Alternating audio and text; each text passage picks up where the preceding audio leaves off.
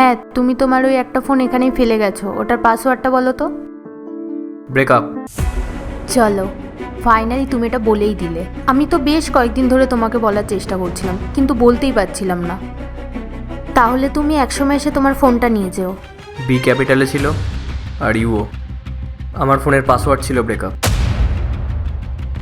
কিন্তু চলো, এই পাসওয়ার্ডের কারণে তো আমি এটা জানতে পারলাম যে তোমার ভেতরে কি চলছে। ঠিক আছে।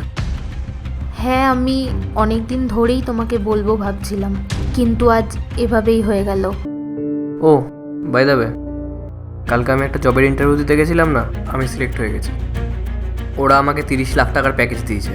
তাই মা বলছিল লাইফে যখন সেটেল হয়েই গেছিস তাহলে বিয়েটাও করে নে।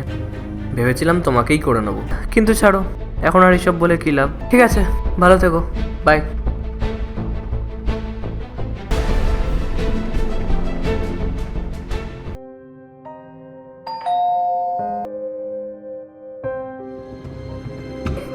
তুমি এখানে কি করছো?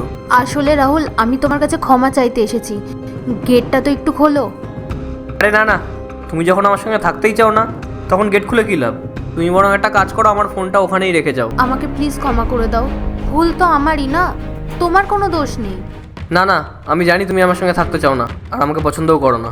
আরে এরকম না রাহুল, ওটা একটা ভুল বোঝাবুঝি হয়ে গেছে। আমি জানি তুমি কেন এসেছো, 30 লাখের প্যাকেজ শুনে এসেছো তো।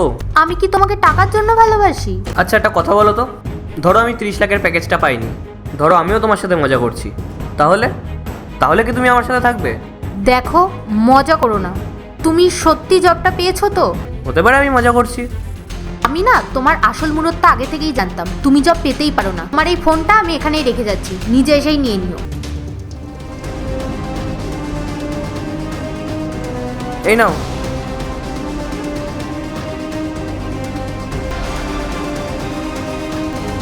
অ্যাপয়েন্টমেন্ট লেটার, 30 লাখ টাকার প্যাকেজ। কি হলো? তুমি তো বলছিলে তুমি নাকি জানো আমার চাকরি হয়নি, আমি নাকি অকর্মা। হ্যাঁ, তো দেখো এখন আর এখানে দাঁড়িয়ে ফালতু সময় নষ্ট করো না, যাও এখান থেকে। আরে তুমি তো আমাকে খারাপই ভেবে নিয়েছো, প্লিজ আমাকে ক্ষমা করে দাও না। ক্ষমা করার কোনো প্রশ্নই আসে না, বেশি শেয়ানা হওয়ার চেষ্টা করো না।